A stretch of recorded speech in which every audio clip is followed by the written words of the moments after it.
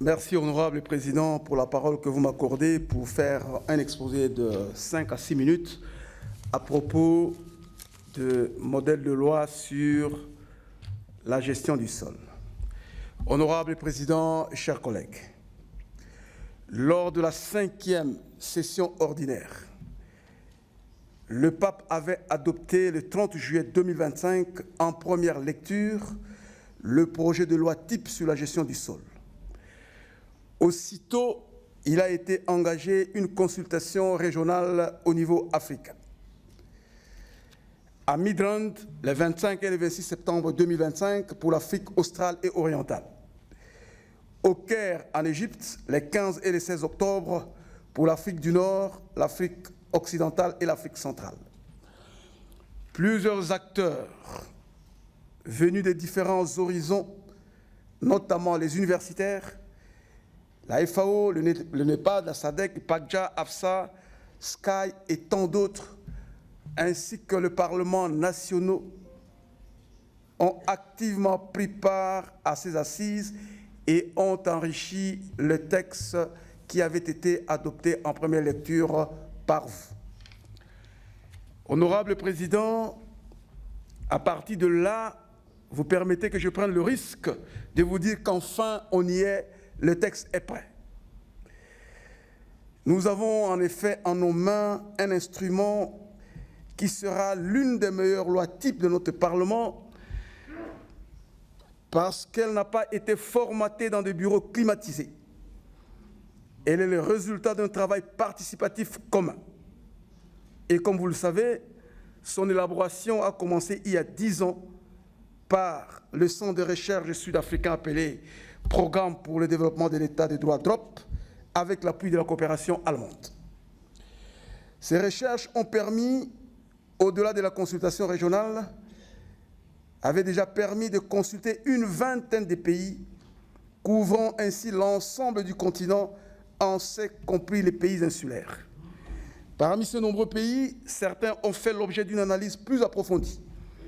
Il s'agit notamment, en Afrique de l'Est, du Kenya et de l'Ouganda, en Afrique centrale, en Afrique australe, Afrique du Sud, Zambie, Namibie et Mozambique, en Afrique centrale, du Cameroun, en Afrique de l'Ouest, Ghana et Burkina Faso, en Afrique du Nord, le Maroc, les pays insulaires, le Madagascar.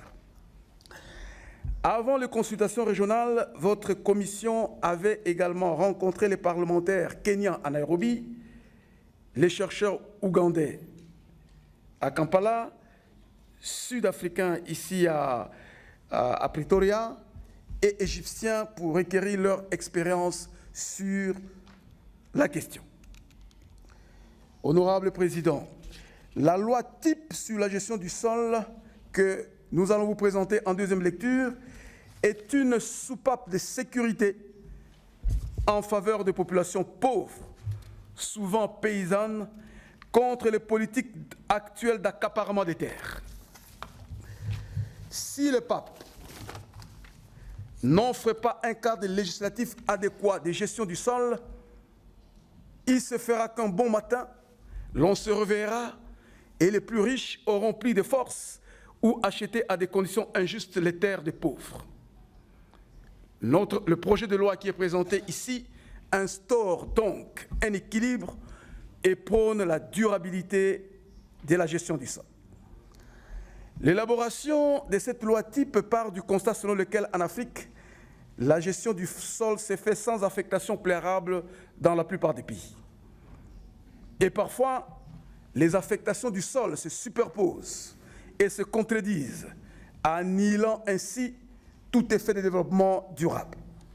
Par exemple, tout peut être érigé en zone d'habitat. Parfois, ce sont les mines ou les hydrocarbures qui chassent les espaces réservés à l'agriculture ou à toute autre activité. Nos villes sont étouffantes parce que les zones de loisirs, de récréation et même des réserves d'espace sont devenues rares.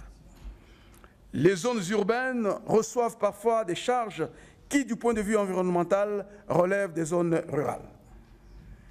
Comme la gestion du sol est intersectorielle et multifactorielle, cette loi établit d'une part un cadre qui favorise la gestion durable des sols en reconnaissant leur rôle essentiel pour assurer la sécurité alimentaire et la résilience face au changement climatique. Notre Parlement a donc compris la nécessité d'adopter dans un même package le triptyque sécurité alimentaire et nutritionnelle, d'une part, changement climatique d'autre part, et gestion du sol enfin.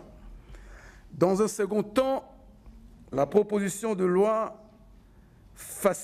de loi facilite les stratégies de conservation, de restauration, d'amélioration de la fertilité et de la productivité des sols. Elle vise également à lutter contre la dégradation des sols. Parmi les spécificités africaines de ce projet de loi, l'on peut reconnaître la promotion des valeurs des connaissances locales, des pratiques traditionnelles et du rôle essentiel des chefs coutumiers dans la gestion durable des sols. Dans la même optique, le projet de loi reflète la diversité juridique de l'Afrique en intégrant les systèmes des connaissances scientifiques et traditionnelles africaines sans rejeter forcément les systèmes juridiques issus des cultures swahiliphones, arabophones, lusophones, francophones et anglophones. Il s'agit donc d'un projet de loi équilibré. Notons que ce projet ne se limite pas à reconnaître l'importance du sol. Elle prévoit également les droits et devoirs des différents acteurs intervenants. Le projet de loi comporte 9 parties subdivisées en 42 articles. Les points les plus saillants que l'on ne peut manquer de relever sont notamment relatifs aux services rendus par les sols. 2. À l'insertion des principes d'équité, d'égalité des sexes, des pollueurs-payeurs, des précautions, des préventions, des proportionnalités, des subsidiarités, des participations et des transparences. 3. Des liens entre sol, agriculture durable et sécurité alimentaire. 4. Aux études d'impact sur le sol dans le cadre des études d'impact environnemental et social. 5.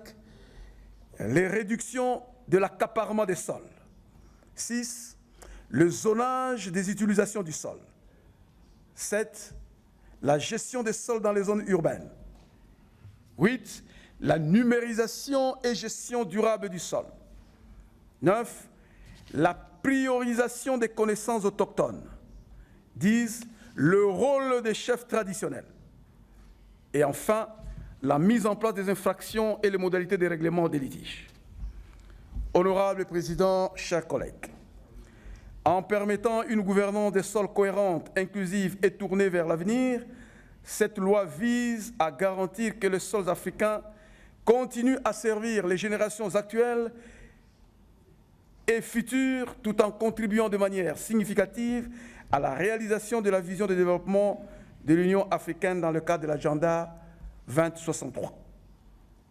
J'invite donc tous les collègues d'être des ambassadeurs dans leurs pays respectifs pour renforcer leur arsenal législatif sur la gestion et la protection du sol en tenant compte et en intégrant les éléments pertinents qui se trouvent dans ce projet.